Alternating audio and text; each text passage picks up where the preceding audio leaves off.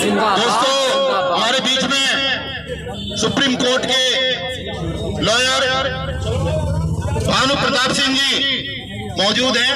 उनकी वीडियो आपने बहुत सुनी है, बहुत वायरल होती है और हमेशा हर आंदोलन में, सामाजिक आंदोलन में, वो किसान आंदोलन रहा हो या सीए का आंदोलन रहा हो, सभी में बहुत महत्वपूर्ण भूमिका सामाजिक पृष्ठभूमि पर भानु प्रताप सिंह जी की रही है। तो अब वो अपनी बात रखेंगे और आप जोरदार तालियों से उनका स्वागत करें।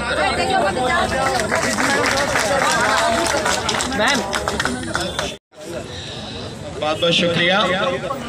थोड़ा सा ध्यान दो कि भिड़ेंगे ना आपस में तो आवाज़ ख़राब हो जाएगी। थोड़ा सा आप उधर करो, हल्का सा नहीं, थोड़ा ध्यान रखो। पूज्य भंते जी,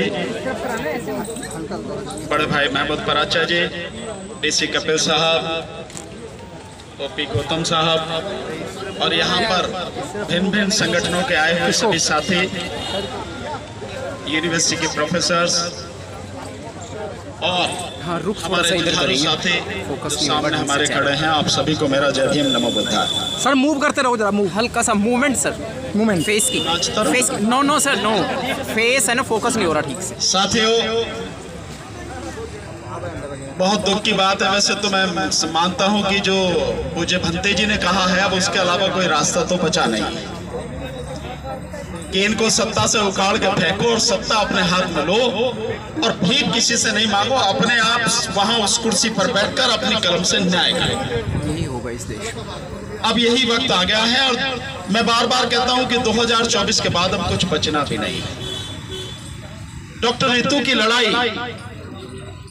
बहुत ही जेन्युइन लड़ाई है। दिल्ली यूनिवर्सिटी में जो सेंट्रल की यूनिवर्सिटी है और देश की राजधानी में है, वहां अगर इतनी गंदी मानसिकता के लोग प्रिंसिपल बने हुए हैं जो जाति के नाम पर अत्याचार करते हैं, अन्याय करते हैं और फिर भी उनके खिलाफ कोई कार्रवाई नहीं होती है, इससे बड़ी दुखद बात क्या होगी।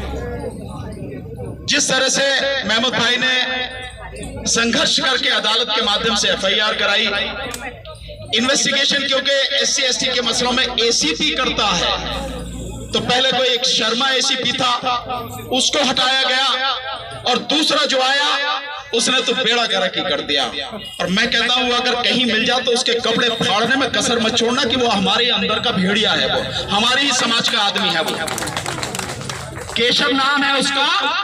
पिछली बार जब हाईकोर्ट में ये डेट लगी थी कैंसिलेशन के लिए, तो हम लोग सब हाईकोर्ट में थे।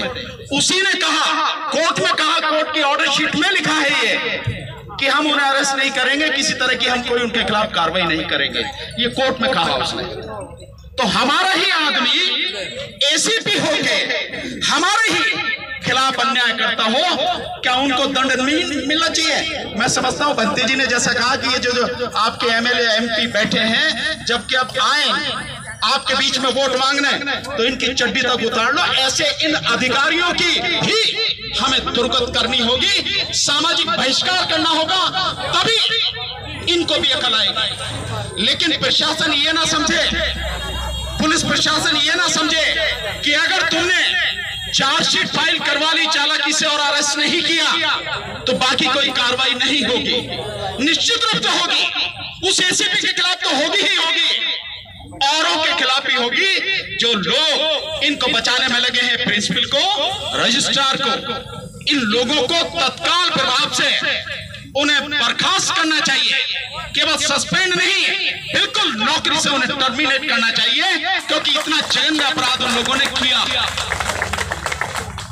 मैं अभी 4 दिन मध्य प्रदेश में था, सुबह ही अभी पहुंचा हूं। अन्याय कहां तक होते हैं आप इसका अंदाजा लगा लीजिए। वहां की भी बताता हूं, लेकिन यहां की बता रहा हूं आपको कि 2700 प्रोफेसर्स की जगह हमारी खाली पड़ी है दिल्ली यूनिवर्सिटी में, भरे नहीं जा रहे 2700। इसके अलावा एक यहाँ का मुख्यमंत्री है केजरीवाल, बड़े ढोल पीटता कि मैंने ये किया, मैंने वो किया, वो किया। उसी केजरीवाल ने सरकारी स्कूल 50 सरकारी स्कूलों को मर्ज कर दिया, और वही केजरीवाल कहता है कि 4 लाख बच्चे प्राइवेट स्कूलों से निकल के सरकारी स्कूलों में आ गए। जब जब सरकारी स्कूलों में आ गए तो सरकारी स्कूलों की संख्या हमें ज्यादा चाहिए या उनको मर्ज करके आप कम कर रहे हो, इसी से उसकी बेईमानी आप समझ सकते हो। तो बेईमान एक नहीं है, सारे एक ही नस्ल के हैं। वो भी आरएसएस का आदमी है, ये सब भी बैठे हुए आरएसएस के आदमी हैं। देश की सभी यूनिवर्सिटियों में 99% आरएसएस के आदमी बिठा रखे हैं लोगों ने। हमारी लड़ाई बहुत बड़ी है, बहुत लंबी है। हमारी शिक्षा को खत्म किया जा रहा है, हमारे जो लोग शिक्षक हैं, प्रोफेसर हैं, उनको लगातार परेशान किया जा रहा है। सबको मिलकर लड़ाई लड़नी है साथियों, किसी एक की नहीं है। कोई एक बचेगा नहीं। कोई समझता हो कि एससी है उसी पे गाज गिर रही है, नहीं। एससी, एसटी, ओबीसी और माइनॉरिटी सभी इनके निशाने पर हैं। मैंने अभी जो आपको बात बताई कि मैं 4 दिन से वहां पे था मध्य प्रदेश में, अभी आया हूं सुबह। मध्य प्रदेश में बड़ी मजेदार बात हुई है, जरा सुने इसको भी। राज्य सरकार ने 1 लाख भर्तियां निकाली हैं। ओबीसी की कितनी होती है आरक्षण के हिसाब से? 27,000। और ये उस प्रदेश में है जिसका मैं आपको आंकड़ा दूंगा तो आपकी मतलब जमीन निकल जाएगी पैरों तले। उस मध्य प्रदेश में 16% आबादी एससी की है, 22% आबादी एसटी यानी आदिवासियों की है। कितनी होगी? 38%। 50.5% आबादी वहां पर ओबीसी की है।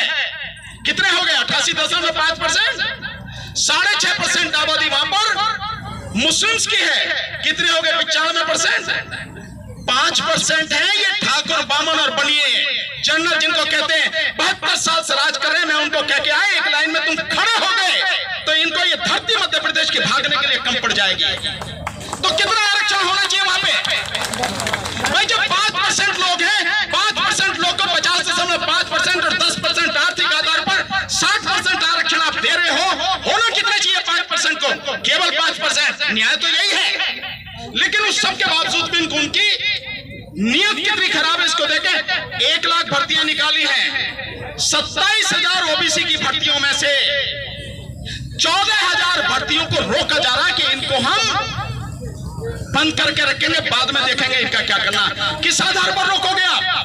तो अन्याय आपके साथ एक जगह नहीं है, कई जगह है। अभी जैसा मेघवाल का बताया राजस्थान में अभी हुई है 3 दिन पहले घटना, ये आपके इटावा जिले में। वहां भी एक ठाकुर ने एक जो हमारे एससी समाज के बच्चे को मारा और अब उसकी मौत हो गई है। वहां पे जब उन्होंने लाश लेके उसको बर्खास्त करने की बात की तो पुलिस ने बुरी तरह से उन पर लठ बजाया। 50 आदमियों के नाम पे नाम दर्ज रिपोर्ट करी, 250 के नाम पे जो उनके अज्ञात लोगों के नाम से वो करी और अब लोगों को उठा रहे लगातार। पीएससी पड़ी हुई है, मतलब ये स्थिति है। और वो भी शिशु मंदिर स्कूल था आरएसएस का और ये भी शिशु मंदिर स्कूल, ये स्थिति है सरस्वती शिशु। तो हमारी स्थिति बहुत खराब है, इससे दूसरा कोई बदलने आएगा नहीं, हमें को बदलनी पड़ेगी। और अब ये ठान ही लेना चाहिए, आर या पार जो भी होगा, मरेंगे तो मरेंगे, हम पहले भी मरते रहे हैं, लेकिन अब अपना हक लेकर मरेंगे। और ये दिल्ली यूनिवर्सिटी का जो वीसी बैठा है, ये है जो भी प्रशासन के लोग हैं, केंद्र सरकार सारी, जो एजुकेशन मिनिस्टर है, गृह मंत्री और जो प्राइम मिनिस्टर है, यहां से इस मंच के माध्यम से आगे करना चाहते हैं, अपनी नीतियों को बदलो, हमारे साथ में न्याय करो। नहीं करोगे तो 24 को उखाड़ के फेंक देंगे, ये प्रण है हमारा, चाहे जो भी हो जाए। तो साथियों, इसी के साथ मैं अपनी बात खत्म करूंगा, लेकिन आपसे विनम्र निवेदन करूंगा, जब भी ऐसी लड़ाई हो साथियों, लड़ने के लिए जब तक आंदोलन चले तब तक खड़े रहना चाहिए उसी जगह पर, भागना नहीं चाहिए। कभी इधर चले गए, कभी उधर चले गए, ये काम हमारे लिए, लड़ाई ऐसे नहीं होती। मैदान में जब आ गए तो जब तक आर पार नहीं फैसला नहीं हो जाता तब तक काहे को मैदान छोड़ना है, मैदान में ही रहना है। इसलिए साथियों, ये निवेदन करते हुए कि इकट्ठा होंगे, औरों को करेंगे, मिलकर अपनी लड़ाई लड़ेंगे और अपने वो लोग, चाहे पुलिस डिपार्टमेंट हो या किसी भी डिपार्टमेंट में, जो अपने ही समाज के साथ गद्दारी कर रहे हैं, जिस एसीपी को, इस प्रिंसिपल को, रजिस्ट्रार को अरेस्ट करके जेल में डालना था, जो कानूनन जरूरी है, ऐसे एसीपी, डीसीपी या कोई भी हो, बख्शेंगे इनको भी नहीं। बहुत बहुत शुक्रिया। जय भीम, नमो बुद्धाय। जय भीम, नमो बुद्धाय। भारत जैसा